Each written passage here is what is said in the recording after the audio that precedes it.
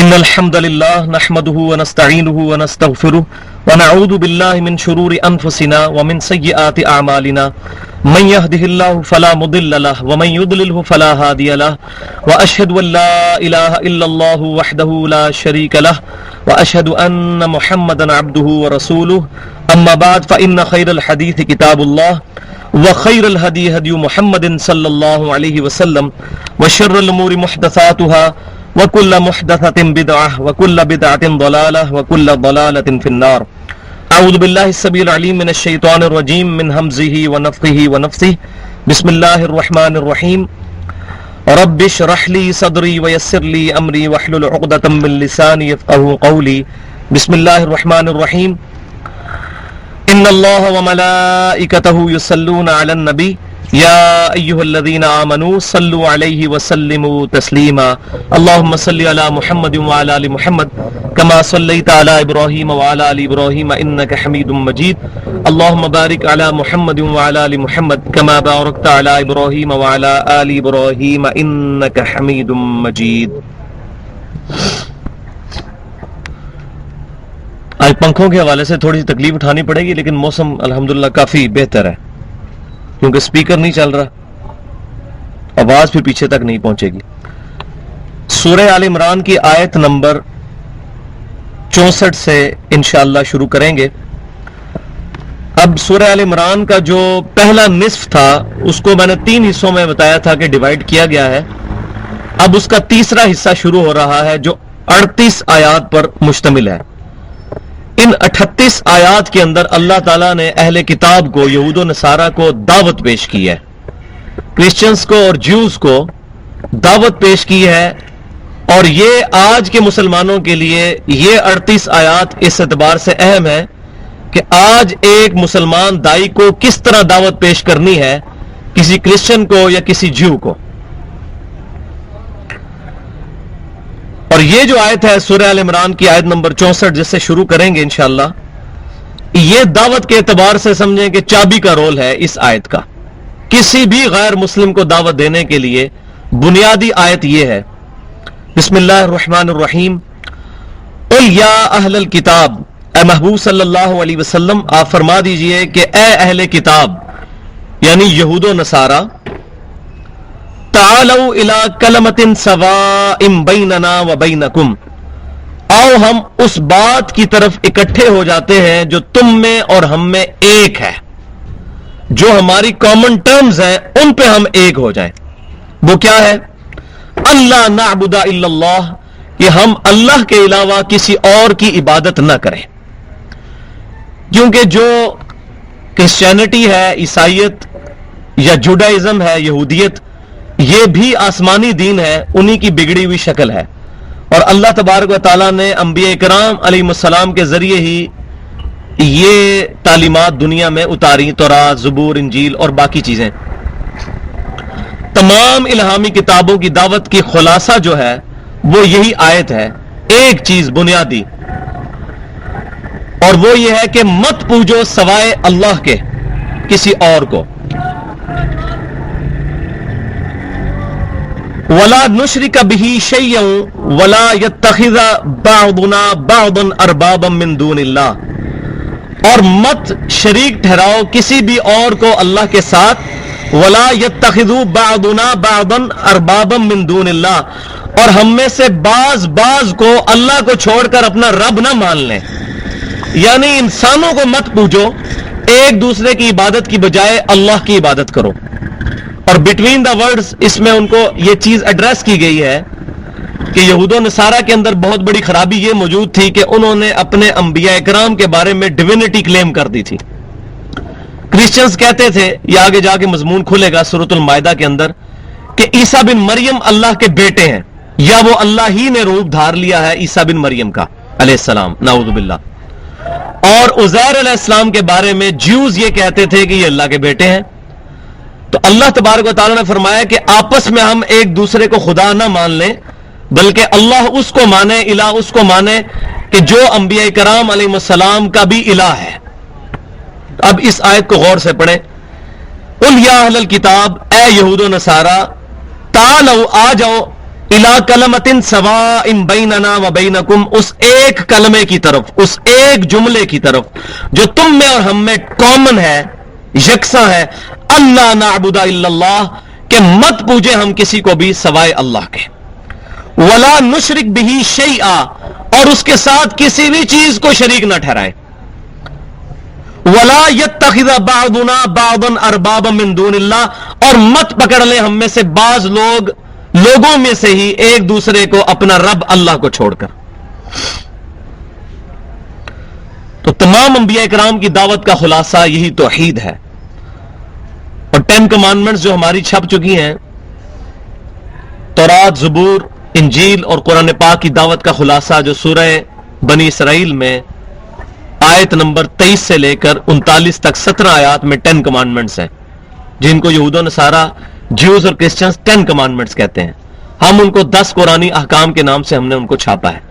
उसमें भी पहली जो कमांड है वो यही है, वक़ज़ा रब्बुका अल्ला ताबुदू इल्ला इय्याहु, तुम्हारे रब ने यह बात तय कर दी है तुम्हारे लिए कि मत पूजना किसी और को मगर सिर्फ उसी को। और इबादत में 2 मेन चीजें हैं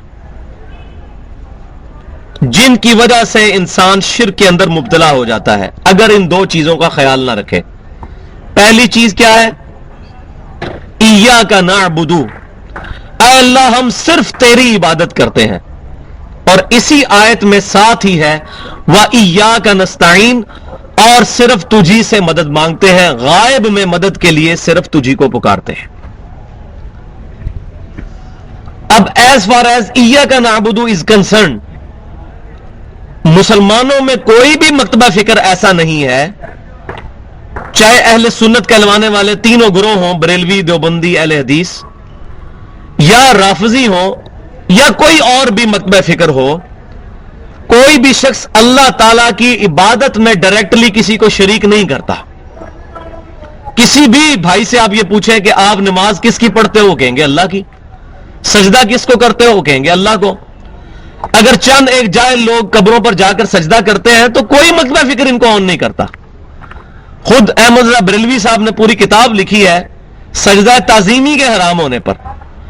उन्होंने कहा सजदा इबादत तो है ही शिर्क है, सजदा ताजीमी भी अल्लाह ताला के अलावा किसी और को नहीं किया जा सकता इस उम्मत में। लिहाजा से पूरी किताब छपी हुई है उनकी। लिहाजा किसी मकतबा फिक्र के साथ इस गुमराही को जोड़ना यह बहुत सख्त ज्यादती है, क्योंकि जब भी किसी को पकड़ा जाएगा उनकी बुक्स से पकड़ा जाएगा। आज अगर हम क्रिश्चियंस के बारे में कोई बात करेंगे उनकी किताबों से करेंगे। अगर सिर्फ उन लोगों के अमाल को देखने हैं तो सबसे बुरे अमाल तो हम मुसलमानों के हैं। तो अगर कोई गैर मुस्लिम सिर्फ मुसलमानों के अमाल की बुनियाद पर इस्लाम को जज करना शुरू कर दे तो क्या ख्याल है, इस्लाम से शायद बुरा दीन ही कोई ना हो, नाउज़ बिल्लाह। अगर हम लोग पहचान हो इस्लाम की, कोई अखलाकी इक़दार मुसलमानों के अंदर मौजूद नहीं है, हर एतबार से फ्रॉड है। हमारा मुल्क तो एक सिंबल है समझे दुनिया में फ्रॉड का। कोई दुनिया का काम भी सही तरीके से नहीं निकलता। कल मैं ऑफिस में एक भाई से यही बात कर रहा था कि कितने अफसोस की बात है कि हमने कोई जायज काम भी करना होता है ना, किसी भी बंदे ने इवन अपना शनाख्ती कार्ड बनाना है तो वो बंदा भी कहेगा यार कोई बंदा है वाकफ। मैंने नहीं देखा आज तक वो बंदा ये कहे कि यार मैं डायरेक्ट जाके दफ्तर में काम करवा लूंगा। हर बंदा गरीब से लेकर अमीर तक, डॉक्टर है, इंजीनियर है, या कोई आलिम है, या कोई मोची है, हर बंदा ये कहे यार कोई बंदा है वाकिफ। यानी हम एज ए नेशन एक मुसलमान दूसरे पर रिलाई नहीं करता, और वजह भी सही है क्योंकि हम बेसिकली तो बेईमान हैं। और हमारी बेईमानियों की वजह से बेईमान हुक्मरान हमारे ऊपर आके बैठ गए। अल्लाह ताला की तरफ से यह अजाब हम पर मुसल्लत हो चुका है। तो गैर मुस्लिम अगर मुसलमानों के किरदार और अमाल को देखना शुरू करें, वल्लाह कोई बंदा भी मुसलमान ना हो। आज की बात कर रहा हूं। तो इसी तरीके से अगर किसी की गलती पॉइंट आउट करनी है उनकी बुक्स से करेंगे, वरना अगर कोई शख्स हिटलर को देख के ये कि क्रिश्चियनिटी 0 से ज़रब खा गई है तो ये बात गलत है। हिटलर एक इंडिविजुअल था। अगर हिटलर क्रिश्चियन था तो इसकी वजह से सारे के सारे क्रिश्चियन दहशतगर्द नहीं डिक्लेयर हो सकते। उस एक इंडिविजुअल का अमल है। इसी तरीके से जब भी किसी को जज करना है उसकी बुक्स से, تو احمد بریلوی صاحب ہوں، اشرف علی تھانوی صاحب ہوں یا اہل حدیث کے علماء ہوں، کسی کی تعلیمات میں یہ چیز موجود نہیں ہے کہ قبروں کو جا کے سجدہ کیا جائے یا غیر اللہ کے سامنے حد رکوع تک جھکا جائے. کسی کی تعلیمات میں نہیں ہے، چند جائے لوگ کرتے ہیں. تو عبادت کا جو سب سے بڑا سمبل ہے سجدہ اور نماز، اس کے اندر تو کوئی بھی شخص شریک نہیں کرتا کسی بھی غیر اللہ کو. لیکن عبادت کا سب سے بڑا مظہر جو ہے وہ ہے دعا. ایاک نعبد و ایاک نستعین، اے اللہ ہم صرف تیری عبادت کرتے ہیں اور صرف تجھی سے دعا مانگتے ہیں. اپروپریٹ ٹرانسلیشن ایاک نستعین کی ہوگی غائب میں تجھ سے مدد مانگتے ہیں، دعا تجھ سے کرتے ہیں. ظاہری اسباب تو اختیار کر سکتے ہیں. یہ میرے سامنے خرم بھائی بیٹھے ہیں، میں ان کو کہتا ہوں کہ بھائی مجھے پانی پلا دیں، تو مجھے پانی پلا سکتے ہیں. یہ ظاہری سبب ہے. اس کا قرآن میں حکم ہے وَتَعَاوَنُوا عَلَى الْبِرِّ وَالتَّقْوَىٰ، نیکی اور پرہیزگاری کے کاموں میں ایک دوسرے کی مدد کرو. تو یہ ظاہری اسباب ہے. لیکن یہی خرم بھائی بغداد شریف میں اور وہاں بھی قبر شریف میں بیٹھے ہوئے ہیں، اور میں یہاں سے کہوں کہ المدد یا غوث یا خرم صاحب میری مدد فرمائیں، مجھے پانی پلا دیں. وہی بات، وہی جملہ صرف فریم آف ریفرنس کے بدلنے سے شرک ہو جائے گا، کیونکہ میں ان کو غائب میں پکار رہا ہوں گا، اور غائب میں پکارنا شرک ہے. غائب میں نہ کسی پروفٹ کی روح کو پکارا جا سکتا ہے، نہ کسی فرشتے کو پکارا جا سکتا ہے، نہ کسی جن کو پکارا جا سکتا ہے، نہ کسی انسان کو پکارا جا سکتا ہے سوائے اللہ کے. یہ تو جھگڑا ہی نہیں ہے کہ اللہ تعالیٰ نے کسی کو اختیار دیا ہوا ہے یا نہیں دیا ہوا. سیدنا علی کے پاس اختیار ہے یا نہیں ہے، یہ تو جھگڑا ہی نہیں ہے. جھگڑا یہ ہے کہ اختیار ہو تب بھی اللہ کے علاوہ کسی اور کو پکارنا خالصتاً شرک اور ناقابل معافی جرم ہے. بارش کون برساتا ہے؟ اللہ. ڈیوٹی کس کی ہے؟ فرشتوں کی. میکائیل علیہ السلام کی ڈیوٹی ہے. اب میں کہوں یا میکائیل المدد، آپ کو اللہ تعالیٰ نے اذن دیا ہے، مدد فرمائیے، بارش نازل فرما دیجئے، یہ کلمہ کفر، کلمہ شرک ہوگا. میکائیل علیہ السلام اللہ کے فرشتوں کے رسول ہیں. اگر اللہ کے فرشتوں کے رسول کو پکارنا شرک ہے تو سیدنا علی کو پکارنا کہاں کی توحید ہے؟ شیخ عبد القادر جیلانی تو رسول بھی نہیں، ان کو پکارنا کہاں کی توحید ہے؟ لہذا یہ جنید جمشید کی جو نعت ہے، فرشتوں یہ پیغام دے دو کہ خادم تمہارا قریب آ رہا ہے، یہ شرکیہ جملہ ہے. فرشتوں کو نہیں پکار سکتے، اللہ کو پکاریں گے. دعا صرف ایک اللہ ہی سے. بخاری اور مسلم کی متفق علیہ حدیث ہے، امام کائنات سید الاولین والآخرین شفیع المذنبین رحمت للعالمین سیدنا و مولانا امام اعظم محمد رسول اللہ صلی اللہ علیہ وسلم نے کچھ صحابہ کرام کو 70 کے قریب صحابہ کو دعوت و تبلیغ کے لیے روانہ کیا، ان کو دھوکے کے ساتھ شہید کر دیا گیا. ان میں سے جو ان کے لیڈر تھے انہوں نے وفات کے وقت دعا کی. یہ بخاری اور مسلم کی متفق علیہ حدیث ہے، کتاب المغازی چیپٹر کے اندر نکال کے دیکھ لیں. انہوں نے دعا کی کہ اے اللہ ہمارے نبی کو ہمارے حال کی خبر کر دے، ہم نے اپنے نبی کا دین نہیں چھوڑا اور ہم اپنے رب سے مل گئے. نبی صلی اللہ علیہ وسلم مدینہ شریف میں موجود ہیں، اور کتنے زیادہ کلومیٹر دور وہاں سے صحابہ کرام نے نبی صلی اللہ علیہ وسلم کو نہیں پکارا، کیونکہ ان کو پتا تھا نبی صلی اللہ علیہ وسلم کو غائب میں پکارنا نبی صلی اللہ علیہ وسلم کی شان میں گستاخی ہے، کیونکہ نبی صلی اللہ علیہ وسلم نے سے منع فرمایا ایاک نعبد و ایاک نستعین. نبی صلی اللہ علیہ وسلم دنیا میں موجود ہیں اپنی دنیاوی زندگی کے ساتھ، آج بھی زندہ ہے قبر مبارک میں برزخی زندگی کے ساتھ، اس میں کسی کا اختلاف نہیں ہے. اہل سنت کہلوانے والے تینوں گروہ کا اجماع ہے اس بات پر، بلکہ اہل تشیع کا بھی اجماع ہے کہ نبی صلی اللہ علیہ وسلم برزخی حیات کے ساتھ اپنی قبر مبارک میں زندہ ہے، جس کا ہمیں شعور نہیں ہے، وہ اس دنیاوی زندگی سے مختلف ہے. لیکن جب آپ صلی اللہ علیہ وسلم دنیاوی زندگی میں موجود تھے، اس میں بھی صحابہ کرام نے آپ صلی اللہ علیہ وسلم کو نہیں پکارا، بلکہ کہا اے اللہ ہمارے نبی کو ہمارے حال کی خبر کر دے. تو نبی صلی اللہ علیہ وسلم وہاں بیٹھے ہوئے رو رہے تھے. آپ صلی اللہ علیہ وسلم کے پاس وحی آئی تو آپ صلی اللہ علیہ وسلم نے فرمایا کہ میرے پاس ابھی ابھی وحی آئی ہے کہ تمہارے ساتھیوں کو ظلماً شہید کر دیا گیا، اور انہوں نے شہادت کے وقت یہ دعا کی کہ اے اللہ ہمارے نبی کو ہمارے حال کی خبر کرتے. یہ ہے کامل الایمان صحابہ اکرام علیہم رضوان کا عقیدہ. تو آج کیسے رسول اللہ صلی اللہ علیہ وسلم کو پکارا جا سکتا ہے اور یہ جگہ جگہ چاکنگ کر کے لبیک یا رسول اللہ لکھ کے نبی صلی اللہ علیہ وسلم کی شان میں گستاخیاں کی جا رہی ہیں سر عام. نبی صلی اللہ علیہ وسلم نے ہمیں تعلیم فرمایا تھا لبیک اللہم لبیک. آج سے 6-7 سال پہلے کسی کے خواہ میں بھی یہ بات نہیں آئی تھی کہ ہمیں لبیک اللہم لبیک کی بجائے لبیک یا رسول اللہ کہنا ہے. وہ ایک ظالم شخص جو ہے وہ طاہر جو کہ کراچی کے اندر نعت خان ہے, اس نے ایک نعت پتہ نہیں کہیں سے بنا کے تو وہ لبیک یا رسول اللہ لبیک یا رسول اللہ اور پکڑ کے جناب یہ پورے ملک کے اندر چاکنگ کر دی ہے. اور جو بندہ کہتا ہے یہ غلط ہے اس کو کہتے ہیں گستاخ رسول ہے. اور گستاخ رسول تو وہ ہے جنہوں نے نبی صلی اللہ علیہ وسلم کے بارے میں ایسی چیزیں کلیم کی ہیں. سنن ابن ماجہ کی صحیح حدیث ہے, نبی صلی اللہ علیہ وسلم نے فرمایا اگر میں سجدہ جائز سمجھتا تو بیویوں سے کہتا اپنے خامدوں کو سجدہ کریں اس حق کے سبب جو اللہ نے ان کو دیا ہے. لیکن اس حدیث کا پچھلا پورشن یہ ہے کہ ایک صحابی نے نبی صلی اللہ علیہ وسلم کو سجدہ کیا آ کے, اور انہوں نے قیاس کیا. آپ صلی اللہ علیہ وسلم سے کہا یا رسول اللہ صلی اللہ علیہ وسلم وہ کوفے کے پاس ہیرا شہر ہے, وہاں کے لوگ اپنے حکمران کو سجدہ کرتے ہیں, تو میں نے سمجھا کہ آپ صلی اللہ علیہ وسلم تو زیادہ حقدار ہیں کہ میں آپ کو سجدہ کروں. اب قیاس قرآن سنت اجماع کے خلاف ہو گیا, نبی صلی اللہ علیہ وسلم نے اس کو مردود کر دیا. آپ صلی اللہ علیہ وسلم نے فرمایا ایسا مت کرو, اگر میں سجدہ جائز سمجھتا تو بیویوں سے کہتا کہ اپنے خامدوں کو سجدہ کریں. اب جو شخص نبی صلی اللہ علیہ وسلم کو سجدہ کرے گا وہ رسول اللہ صلی اللہ علیہ وسلم کا گستاخ ہوگا. اسی طریقے سے جو نبی صلی اللہ علیہ وسلم سے دعا کرے گا وہ رسول اللہ صلی اللہ علیہ وسلم کا گستاخ ہوگا.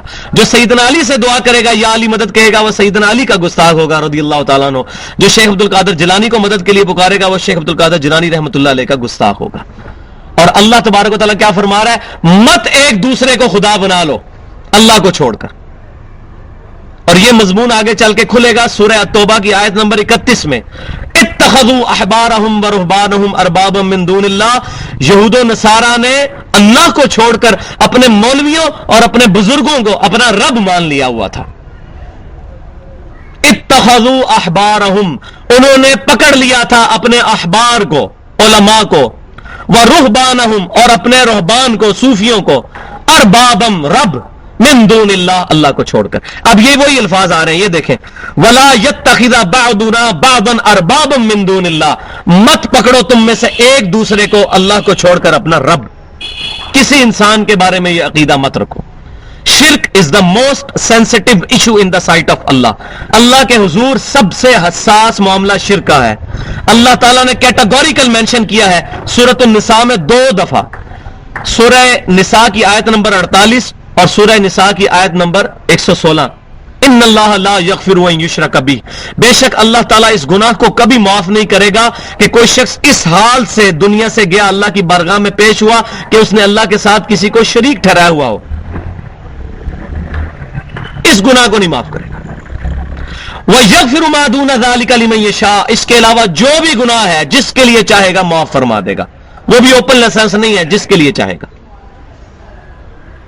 پھر سورۃ المائدہ کی آیت نمبر 72 میں جا کے مضمون مزید کھلا, اِنَّهُ مَن يُشْرِكْ بِاللَّهِ فَقَدْ حَرَّمَ اللَّهُ عَلَيْهِ الْجَنَّةَ, بے شک جس نے اللہ کے ساتھ شرک کیا اللہ نے اس پہ جنت حرام کر دی ہے. وَمَأْوَاهُ النَّارُ وَمَا لِلظَّالِمِينَ مِنْ أَنصَارٍ, اس کا ٹھکانہ دوزخ ہے, وہاں اس کا کوئی مددگار نہیں ہوگا. حتیٰ کہ بخاری اور مسلم کی متفق علیہ حدیث ہے, امام کائنات سید الاولین والآخرین شفیع المذنبین رحمت للعالمین سیدنا و مولانا امام اعظم محمد رسول اللہ صلی اللہ علیہ وسلم فرماتے ہیں اللہ تعالیٰ نے ہر نبی کو ایک دعا دی تھی, وہ اس نبی نے وہ دعا اپنی اسی دنیا میں کر لی, اور میں نے اپنی دعا اپنی امت کے لیے چھپا کے رکھی ہے. میں اپنی اس دعا کے ساتھ اپنی امت کی قیامت والے دن شفاعت کروں گا, اور میری شفاعت سے میرے ہر امتی کو نفع پہنچے گا سوائے اس شخص کے جس نے اللہ کے ساتھ کسی قسم کا شرک کیا. شرک is the most sensitive issue in the sight of Allah. اللہ کے حضور سب سے زیادہ حساس معاملہ شرک کا ہے. تو یہ بنیادی دعوت کیا ہے؟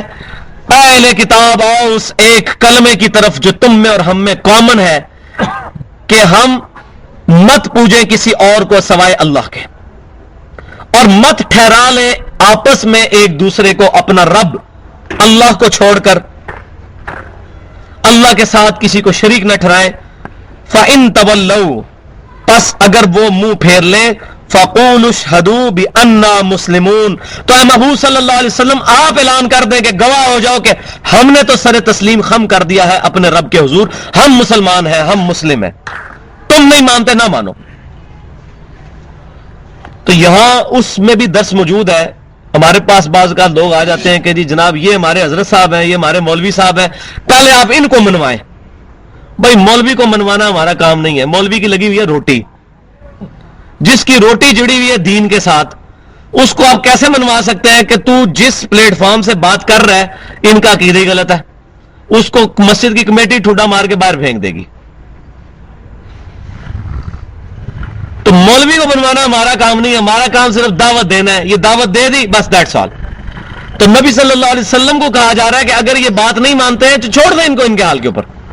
آپ یہ اعلان کر دیں کہ گواہ ہو جاؤ تم کہ ہم مسلمان ہیں, ہم سر تسلیم خم کرتے ہیں اپنے رب کے حضور, ہم شرک نہیں کرتے. اب دیکھیں کتنا پیارا انداز ہے. قل یا اہل الکتاب, اے اہل کتاب, اے جیوز اینڈ کرسچن, اہل کتاب جن کو کتاب دی گئی تھی اولڈ ٹیسٹیمنٹ اور نیو ٹیسٹیمنٹ, تورات اور انجیل اور زبور. پھر بات آگے آ رہی ہے, یا اہل الکتاب, اے اہل کتاب, اے یہود و نصارا, لما تحاجون فی ابراہیم, کیوں جھگڑتے ہو ابراہیم علیہ السلام کے بارے میں. اب وہ یہ کہتے تھے کہ ابراہیم علیہ السلام کرسچن تھے, جیوز کہتے تھے ابراہیم علیہ السلام جیو تھے, یہودی تھے. تو اللہ تعالیٰ فرماتا ہے کہ تم ابراہیم علیہ السلام کے بارے میں کیوں جھگڑ رہے ہو, تمہیں بھی ان کی زمانی ترتیب پتا ہے. موسیٰ علیہ السلام تقریباً 1400 قبل از مسیح ہے, اور موسیٰ علیہ السلام سے بھی تقریباً 1400 سال پہلے ابراہیم علیہ السلام ہے. تو ابراہیم علیہ السلام کیسے جیو ہو سکتے ہیں؟ حضرت عیسیٰ علیہ السلام سے تقریباً 3500 سال پہلے ہیں, 2500 سال پہلے تقریباً ابراہیم علیہ السلام ہے. تو ابراہیم علیہ السلام کیسے کرسچن ہو سکتے ہیں؟ اے اہل کتاب کیوں جھگڑتے ہو ابراہیم کے بارے میں. اور وہ مانتے تھے ابراہیم علیہ السلام کو پروفٹ, وہ بھی مانتے, ابراہم کہتے ہیں وہ, آج بھی آپ ان کی اگر لیکچر سنیں وہ ابراہیم علیہ السلام کو تو سارے مانتے ہیں. وما انزلت التوراۃ والانجیل الا من بعدہ, نہیں نازل ہوئی ہے تورات اور انجیل مگر ابراہیم کے بعد. جب تورات اور انجیل ابراہیم علیہ السلام کے بعد نازل ہو رہی ہے تو یہ بالکل لاجیکل بات ہے کہ ابراہیم علیہ السلام جیوز اور کرسچن نہیں ہو سکتے, کیونکہ تمہاری پوری دعوت ان کتابوں کے اوپر ڈیپینڈنٹ ہے, اور وہ کتابیں ابراہیم علیہ السلام کے بعد آئی ہیں.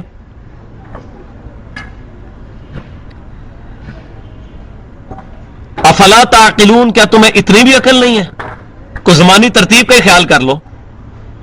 مجھے بڑی پیاری بات آ گئی یاد. صحیح مسلم کے مقدمے میں امام مسلم رحمۃ اللہ علیہ ایک بات لے کر آئے ہیں. کسی راوی نے آ کے حدیث بیان کی, ایک بہت بڑے شیخ سے, محدث تھے جو, تو انہوں نے کہا یہ حدیث نبی صلی اللہ علیہ وسلم نے فرمایا. انہوں نے کہا تم نے کس سے یہ بات سنی؟ انہوں نے کہا میں نے فلاں سے سنی.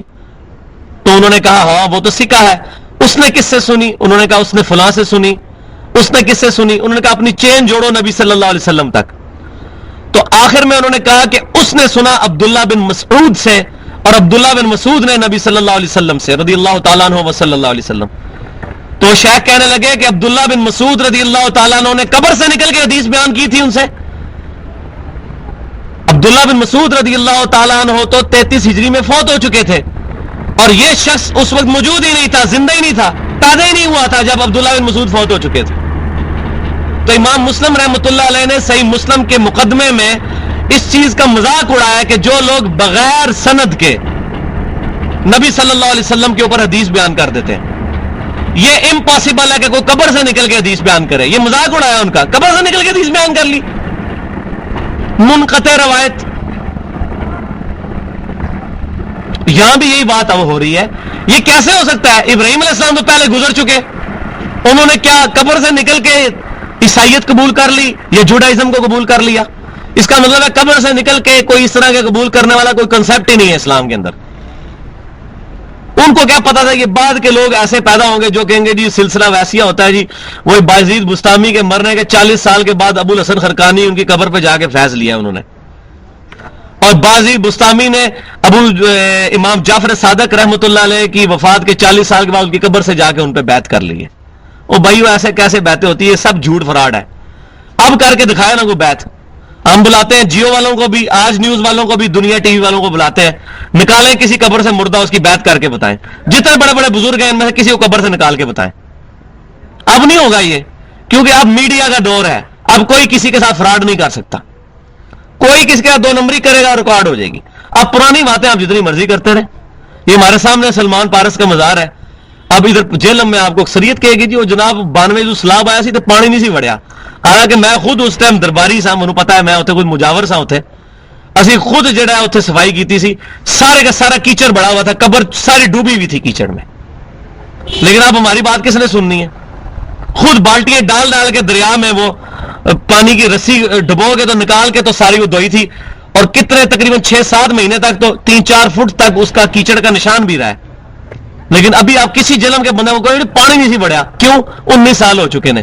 لیکن میں زندہ ہوں صفائی کرنے والا بندہ کہ ادھر سارا کیچڑ تھا, سب گندگی تھی اندر.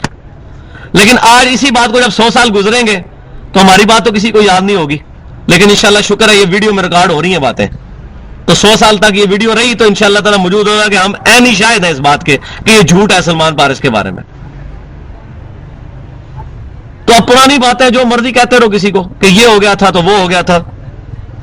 تو اللہ تبارک تعالیٰ فرماتا ہے کہ اہل کتاب تم کیوں جھگڑا کرتے ہو, حجت کرتے ہو. یہ دیکھیں عربی, یہ پنجابی میں بھی ہوتا ہے اجداں کرنا. لما تحاجون فی ابراہیم, کیوں حجت کرتے ہو ابراہیم کے بارے میں. وما انزلت التوراۃ والانجیل الا من بعدہ, نہیں نازل ہوئی تھی تورات اور انجیل مگر ان کے بعد. وہ کیسے ہوگے کرسچن یا جیو؟ افلا تعقلون, اتنی بھی عقل نہیں ہے تمہیں. ہا انتم ہؤلاء حاججتم فیما لکم بہ علم, سنتے ہو تم اس بات میں تو جھگڑا کرتے ہی تھے جس کے بارے میں تمہیں علم ہے. جن چیزوں کا تمہیں آلریڈی کو 2-4 باتیں پتا تھیں ان کے بارے میں تم ہمارے نبی صلی اللہ علیہ وسلم سے جھگڑا کرتے تھے. وہ تو چلو پھر بھی کسی حد تک جسٹیفائی تھا. فَلِمَا تُحَاجُّونَ فِيمَا لَيْسَ لَكُمْ بِهِ علم, اب تم ان باتوں میں کیوں جھگڑا کر رہے ہو جن کے بارے میں تمہارے پاس علمی بنیاد ہی کوئی نہیں ہے. اس بنیاد نہ ہونے کے باوجود تم اس بارے میں ہمارے نبی صلی اللہ علیہ وسلم سے کیوں جھگڑا کر رہے ہو؟ تمہارے پاس کوئی دلیل ہی موجود نہیں ہے. جن چیزوں کی 2-4 باتیں تمہیں پتا تھی ان میں تو تم جھگڑا کرتے تھے, جس کا الف بے ہی نہیں تمہیں پتا اس کے بارے میں تم کیوں جھگڑا کرتے ہو؟ واللہ یعلم وانتم لا تعلمون, اللہ تعالی جانتا ہے اور تم نہیں جانتے. ماں کا اور کیا نہیں جانتے؟ ماں کانا ابراہیم یہودی ولا نصرانیہ, ابراہیم علیہ السلام نہ تو یہودی تھے نہ نصرانی نہ ہی عیسائی تھے. ولیکن کان حنیفا مسلما, بلکہ وہ تو سب سے ٹوٹ کر ایک اللہ کے ہو گئے تھے. حنیفہ کہتے ہیں جو سب سے ٹوٹ کر ایک اللہ کا ہو جائے. مسلمہ, فرما بردار مسلمان تھے. وما کان من المشرکین, اور وہ مشرکوں میں سے نہیں تھے. کیونکہ تینوں گروہ یہ دعویٰ کرتے تھے کہ ہم ابراہیم علیہ السلام کے ساتھ نسبت رکھتے ہیں.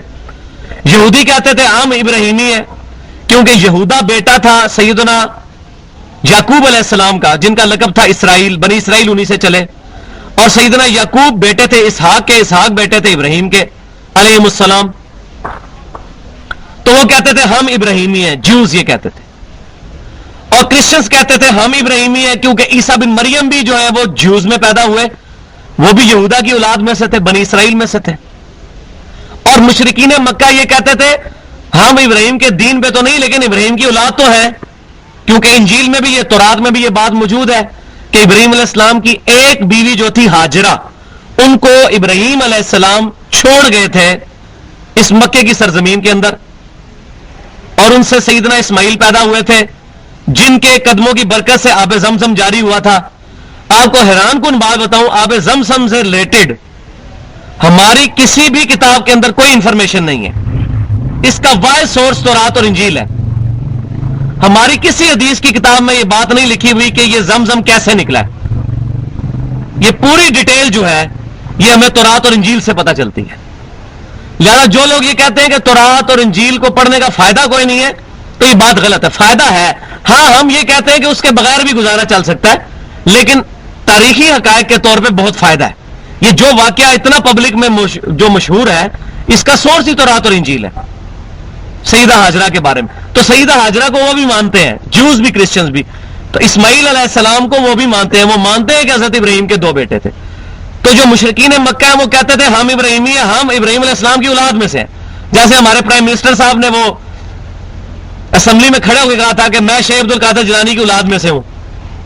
تو جب تک میں پرائم منسٹر ہوں آپ ہمیں پوچھ سکتے ہیں، اور جیسے ہی ہم یہ پوسٹ سے اٹھے پھر ہم وہی پیر ہوں گے اور آپ ہمارے مرید ہوں گے، پھر تو ہمیں کوئی نہیں پوچھ سکتا، کیونکہ پھر تو ہم پھر وہی خدا بن جائیں گے تمہارے، نعوذ باللہ. تو جب تک ہم پرائم منسٹر ہیں آپ ہمیں پوچھ سکتے ہو. تو ہم شیخ عبد القادر جیلانی کی اولاد میں سے ہیں. شیخ عبد القادر جیلانی رحمۃ اللہ علیہ کی اولاد میں سے ہونے کا فائدہ تب ہے جب کرتوت بھی ان کے والے ہوں. تو یہ مشرکین مکہ کا یہ نظریہ کہ ہم ابراہیمی ہیں صرف اولاد میں ہونے سے کافی نہیں ہے. اللہ تعالیٰ فرمایا ابراہیم علیہ السلام نہ یہودی تھے نہ عیسائی تھے، بلکہ وہ سب سے ٹوٹ کر ایک اللہ کے ہو گئے تھے. یہودی تو حضرت عزیر کو بھی اللہ کا بیٹا مانتے ہیں اللہ کے ساتھ ساتھ، اور اللہ مانتے ہیں، اور کرسچن جو ہے وہ حضرت عیسیٰ علیہ السلام کے بارے میں ڈیوینٹی کلیم کرتے ہیں، اور مشرکین مکہ فرشتوں کے بت بنا کے ان کو پوچھتے تھے.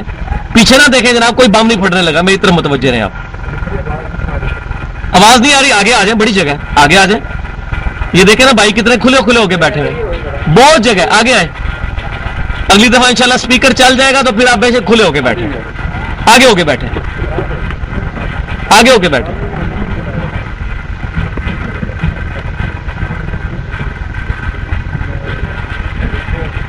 تو ابراہیم علیہ السلام نہ یہودی تھے نہ عیسائی تھے، وہ سب سے ٹوٹ کر ایک اللہ کے ہو گئے تھے. وہ مسلم تھے اور وہ مشرکین میں سے نہیں تھے. تو اگر ابراہیم علیہ السلام مسلمان تھے، مسلم تھے، آج ہمیں بھی اپنے آپ کو مسلمان کہنے پہ فخر محسوس کرنا چاہیے. اپنے آپ کو بجائے دیوبندی، بریلوی، اہل حدیث، شیعہ، اس طرح سیکٹس میں بانٹنے کے مسلمان کہلانے میں فخر محسوس کرنا چاہیے. اور یہ مضمون آگے چل کے سورہ حج میں کھلے گا. هو سماکم المسلمین من قبل وفی ھذا، ابراہیم علیہ السلام نے تمہاری پیدائش سے بہت پہلے تمہارا نام مسلمان رکھ دیا تھا، اور اس کتاب میں اللہ نے تمہارا نام مسلمان مسلم رکھا ہے. ہمیں مسجدوں میں یہ نام لکھ کے امت کو توڑنا نہیں چاہیے. ابراہیم علیہ السلام کا دین یہ نہیں تھا، اور ہمارا دین ابراہیم علیہ السلام کا دین ہے. وہ آگے آ رہا ہے.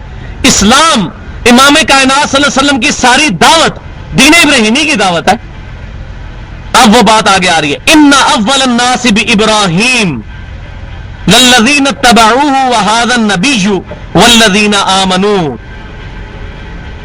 بے شک نزدیک ترین لوگ ابراہیم علیہ السلام سے، سب سے قریبی ابراہیم علیہ السلام کے وہ لوگ ہیں جو پیروی کرتے ہیں اس نبی کی صلی اللہ علیہ وسلم. والذین آمنوا، اور جو ان پر ایمان لائے. یعنی اللہ تعالیٰ فرما رہا ہے کہ نبی صلی اللہ علیہ وسلم اور صحابہ کرام علیہم رضوان یہ ابراہیم علیہ السلام کے دین پر ہیں. ان اول الناس، ان اول الناس، سورہ میں نے غلط پڑھا ہے، سوری، اول الناس، اولا کہتے ہیں قریب کے، قریب ترین. النبی اولا بالمؤمنین من انفسہم، یہ سورہ احزاب میں آتا ہے. نبی صلی اللہ علیہ وسلم لوگوں کی جانوں سے بھی زیادہ ان پر حقدار ہے. ان اول الناس بابراہیم، بے شک لوگوں میں سے ابراہیم علیہ السلام کے قریب ترین کون لوگ ہیں؟ للذین اتبعوہ، جو کہ پیروی کرتے ہیں ابراہیم علیہ السلام کی. اور وہ کیا پیروی ہے؟ وہذا النبی، کہ وہ اس نبی صلی اللہ علیہ وسلم کی پیروی کرتے ہیں. والذین آمنوا، اور جو ان کے ساتھ ایمان لے کر آئے وہ ابراہیمی ہے. جو ابراہیم علیہ السلام کی پیروی کرے گا، نبی صلی اللہ علیہ وسلم کی پیروی کرے گا، صحابہ کرام علیہ رضوان کی طرح ایمان لائے گا، وہ ابراہیمی ہوگا. واللہ ولی المؤمنین، اللہ تعالیٰ مومنین کا پشت پناہ ہے، مددگار ہے اور دوست ہے. دوست کے معنوں میں بھی ولی کا لفظ استعمال ہوتا ہے. یعنی اصل جو ابراہیمی ہے وہ امت محمدیہ صلی اللہ علیہ وسلم ہے. بدت طائفۃ من اہل الکتاب لو یضلونکم، اور اہل کتاب کا ایک گروہ اس بات پر تلا ہوا ہے، اس چیز کی شدید ترین خواہش رکھتا ہے کہ کسی طریقے سے تمہیں گمراہ کر دے. وما یضلون الا انفسہم، اور وہ گمراہ نہیں کریں گے مگر اپنے آپ کو. وما یشعرون، اور انہیں اس بات کا شعور بھی نہیں ہے. کیا کرنا چاہتے تھے وہ؟ مسلمانوں کو کہتے تھے تم یہودی اور عیسائی ہو جاؤ، ہم یہ دین قبول نہیں کریں گے. حالانکہ ان کو یہ بات پتا تھی کہ یہ دین وہی ہے جس کی دعوت اولڈ ٹیسٹیمنٹ اور نیو ٹیسٹیمنٹ کے اندر موجود ہے. تو اللہ تعالیٰ فرما رہا ہے تمہیں کیا گمراہ کریں گے، یہ خود گمراہ ہو رہے ہیں کیونکہ تمہیں غلط طرف یہ بلا رہے ہیں. وہ کہتے تھے تم اپنے آباء و اجداد کے دین کو چھوڑ کے اس شخص کا دین کیوں قبول کرتے ہو؟ کتنے جوز تھے، کرسچن سے مسلمان ہو گئے تھے. جس طرح آج بھی ہمیں لوگ کہتے ہیں اتنے بڑے بڑے بزرگ پاگل ہیں، اشرف علی تھانوی صاحب پاگل تھے، احمد بریلوی صاحب پاگل تھے، فلانا پاگل تھا، فلانا پاگل تھا، تم کس طرف چل پڑے ہو؟ تو یہ ہمیں نہیں گمراہ کرتے، اپنے آپ کو گمراہ کرتے ہیں. ہم اس چیز کے پابند ہیں جو اللہ اور اس کے محبوب صلی اللہ علیہ وسلم کی تعلیمات، قرآن، سنت، اجماع کے اندر موجود ہے.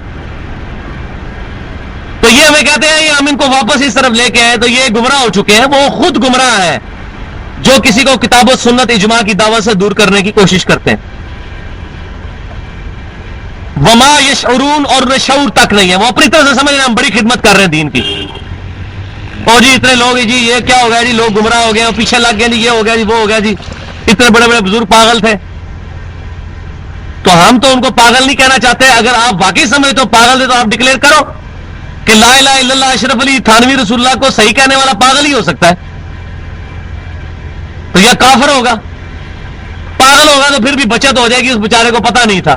لا الہ الا اللہ چشتی رسول اللہ کہنے والا یا پاگل ہوگا یا وہ جان بوجھ کے کہہ رہا ہوگا. یہ ساری چیزیں موجود ہیں، ہمارے ریسرچ پیپر چھپ چکے ہیں اس پہ. یا اہل الکتاب، اے اہل کتاب یہود و نصارہ، لما تکفرون بآیات اللہ، تم کیوں اللہ کی آیتوں سے کفر کرتے ہو؟ وانتم تشہدون، حالانکہ تم اس بات کے گواہ ہو کہ یہ دین حق ہے. آج بھی تورات میں اولڈ ٹیسٹیمنٹ کھول کے دیکھیں، چیپٹر نمبر 18 ہے کتاب الاستثناء ڈیوٹرانومی کا، اس کے اندر آیت نمبر 18 ہے. موسیٰ علیہ السلام کو اللہ تعالیٰ خطاب کر کے کہتے ہیں تورات میں، اے موسیٰ علیہ السلام، میں تیرے امتیوں کے بھائیوں میں سے، یعنی بنی اسماعیل میں سے، یہ یہودی بنو اسرائیل، ان کے بھائی بنو اسماعیل میں سے تیری مانند ایک رسول برپا کروں گا اور ان کے منہ میں اپنا کلام ڈالوں گا. وہ اپنی خواہش نفس سے کچھ نہیں کہیں گے، وہ وہی کہیں گے جو میں ان کو وہی کروں گا، اور جو ان پر ایمان نہیں لائے گا میں ان سے بدلہ لوں گا. یہ آج بھی موجود ہے تورات کے اندر، نبی صلی اللہ علیہ وسلم کی واضح پریڈکشن موجود ہے. کرسچنز کہتے ہیں کہ یہ پریڈکشن عیسیٰ بن مریم کے بارے میں ہے، لیکن یہ بات وہ غلط کہتے ہیں کیونکہ عیسیٰ بن مریم علیہ السلام بنی اسرائیل کے بھائیوں میں سے نہیں تھے، وہ بنی اسرائیل میں سے. خود تورات اور انجیل میں یہ بات موجود ہے. عیسیٰ بن مریم کی لانا سے پیشن گوئی ہے اور انجیل کے اندر موجود ہے. عیسیٰ بن مریم کہتے ہیں کہ مجھے اللہ تعالیٰ نے بنی اسرائیل میں سے ان کی طرف نبی بنا کر بھیجا ہے. یہی بات قرآن میں موجود ہے. عیسیٰ بن مریم بنو اسماعیل میں سے نہیں تھے، لہذا وہ موسیٰ علیہ السلام کی مانند نہیں ہے. اور یہ بھی قرآن میں آیت موجود ہے، وَمَا يَنْطِقُ عَنِ الْهَوَىٰ إِنْ هُوَ إِلَّا وَحْيٌ يُوحَىٰ، نبی صلی اللہ علیہ وسلم اپنی خواہش نفس سے کچھ نہیں کہتے، وہ وہی کہتے ہیں جو ان کو اللہ تعالیٰ وہی کرتا ہے.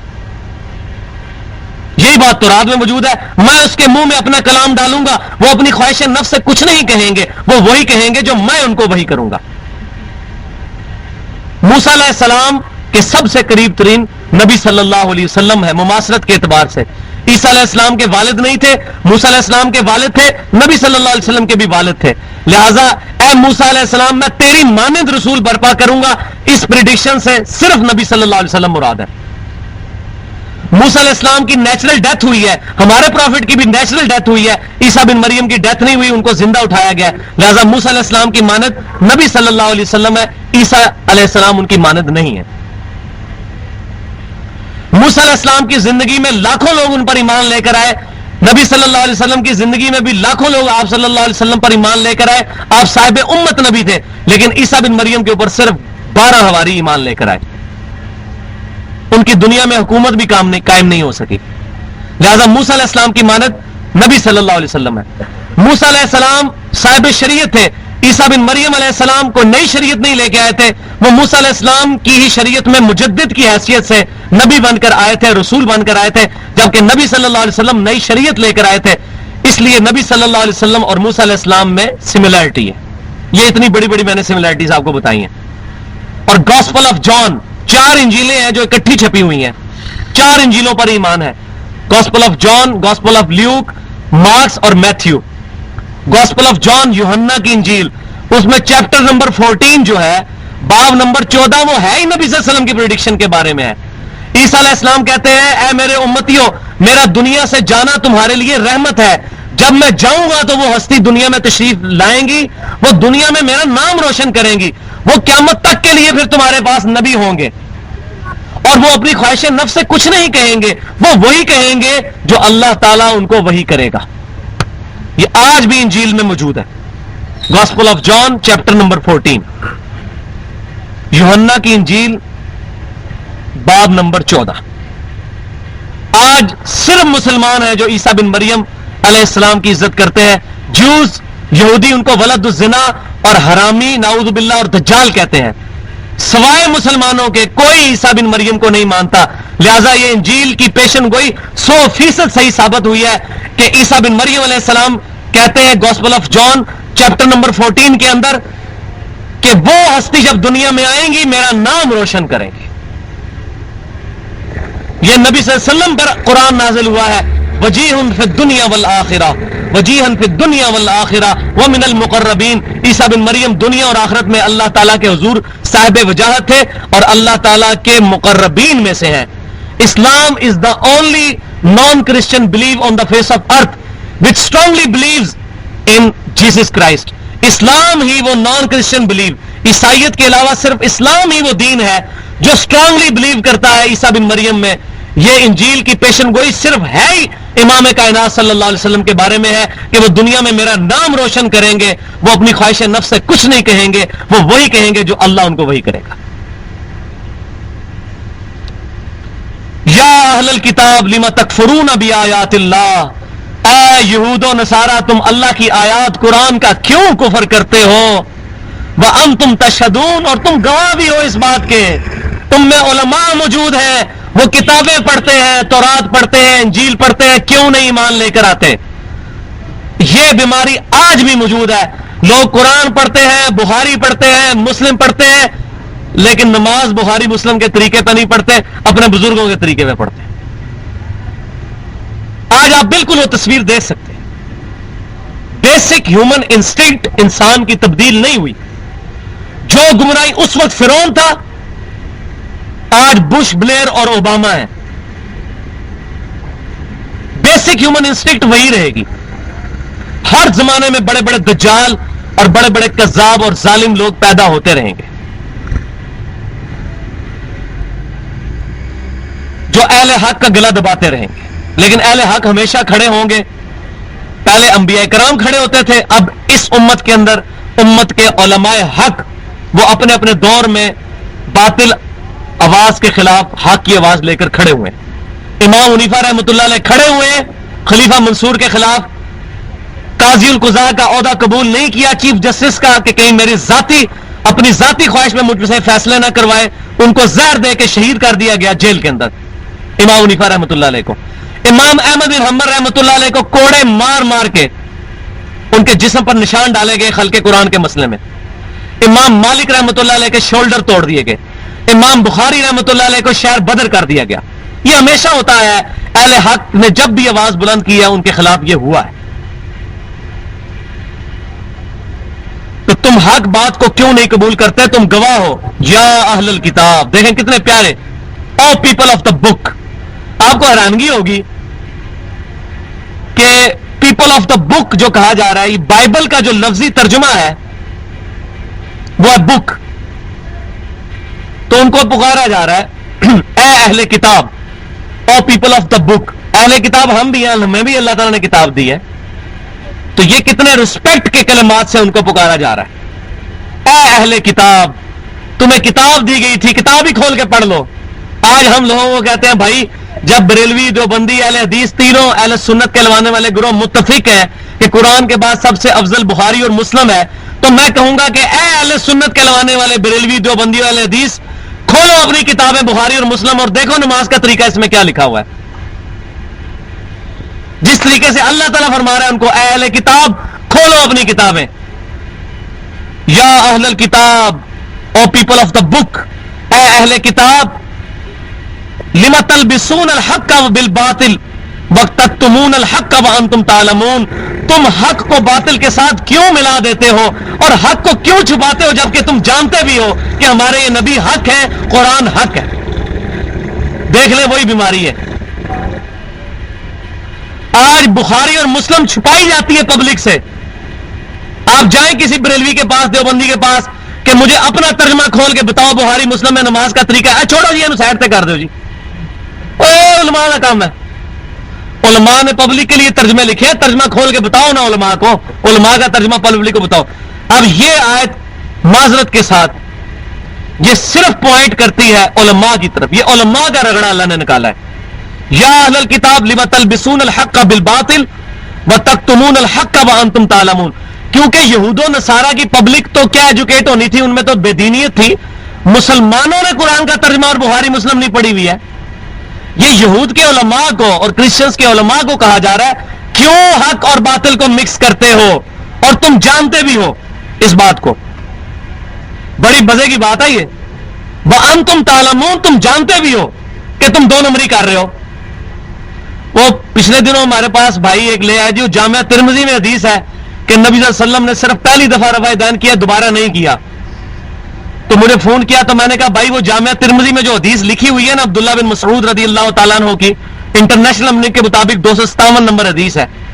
اس حدیث کی 2 لائنیں اوپر پڑھو کہ عبداللہ بن مبارک امام حنیفہ رحمۃ اللہ علیہ کے شاگرد کہتے ہیں کہ جو شخص نماز میں رکوع میں جاتے وقت اور رکوع سے اٹھتے وقت رفع الیدین کرتا ہے، اس کی حدیث عبداللہ بن عمر والی ثابت ہے، اور عبداللہ بن مسعود رضی اللہ تعالیٰ عنہ والی حدیث ثابت ہی نہیں ہے. یہ اسی ترمذی میں لکھا ہوا ہے. تو اس نے اپنے مولوی کو کہا یہ اوپر پڑھو، اس نے اوپر ہاتھ رکھ لیا. واللہ جو بند عالم نے اوپر ہاتھ رکھ لیا، میں نے تجھے نہیں پڑھنے دینا اوپر سے. اس نے کہا ہاتھ اٹھاؤ، اس نے کہا میں نے نہیں رکھنا. تو مجھے تو وہی منظر یاد آ گیا کہ جب تورات کھول کے نبی صلی اللہ علیہ وسلم کی پیشن گوئیاں پڑھی جاتی تھی، جہاں نبی صلی اللہ علیہ وسلم کی پروفیسی آتی تھی آپ کے بارے میں، یہودی علماء ہاتھ رکھ لیتے تھے اوپر. یہ یہود سے کوئی مختلف نہیں. اور بخاری اور مسلم کی متفق علیہ حدیث ہے، تم بھی وہی کام کرو گے جو پہلے لوگوں نے کیے، حتیٰ کہ اگلے لوگوں میں سے کوئی شخص گوہ کے سوراخ میں داخل ہوا، میری امت بھی وہی کام کرے گی جو پہلے لوگوں نے کیے. پوچھا کہ یا رسول اللہ صلی اللہ علیہ وسلم یہ پہلے لوگوں سے مراد کیا یہودی اور عیسائی ہیں؟ آپ نے فرمایا وہ نہیں تو اور کون ہے؟ سیم یہود و نصارہ کی بیماریاں اس امت میں پیدا ہونے کی پریڈکشن صحیح بخاری اور صحیح مسلم میں نبی صلی اللہ علیہ وسلم نے فرما دی. وہ نبی صلی اللہ علیہ وسلم کی پریڈکشن چھپاتے تھے، یہ حضور کی حدیثیں چھپاتے ہیں، ظلم کرتے ہیں. اس آیت کو غور سے پڑھیں، یہ آج کے اعتبار سے بہت.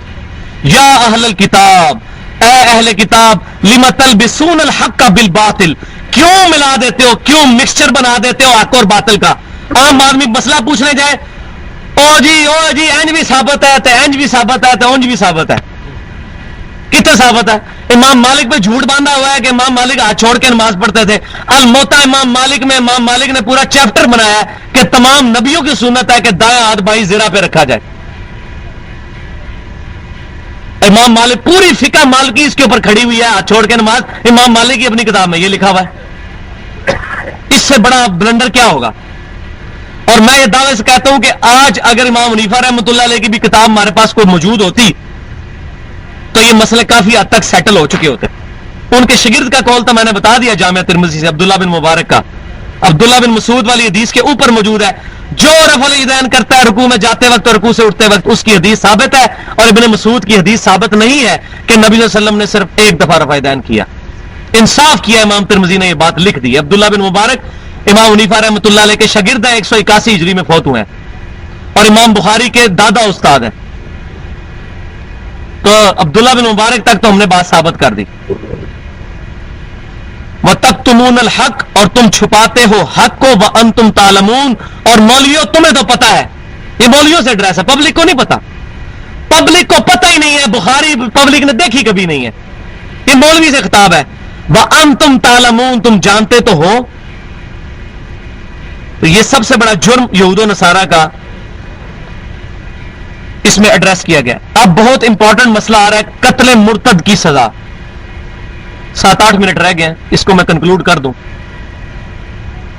جب یہود و نصارہ نے یہ دیکھا کہ جو نبی صلی اللہ علیہ وسلم کے ساتھ لگتا ہے وہ ایسا پکا لگتا ہے کہ اس کو جتنی بڑی لالچ دی جائے، دھمکی لگائی جائے، وہ پھر دین اسلام نہیں چھوڑتا. یہ میری طرف متوجہ نے، بڑی امپورٹنٹ بات آ رہی ہے. یہ آج مولوی بھی یہی کام کر رہے ہیں. یہود و نصارہ نے دیکھا جو صحابی ہو جاتا ہے، جو صحابی ہو جاتا ہے پھر وہ واپس نہیں آتا. جو صحابی ہو جاتا ہے پھر واپس نہیں آتا.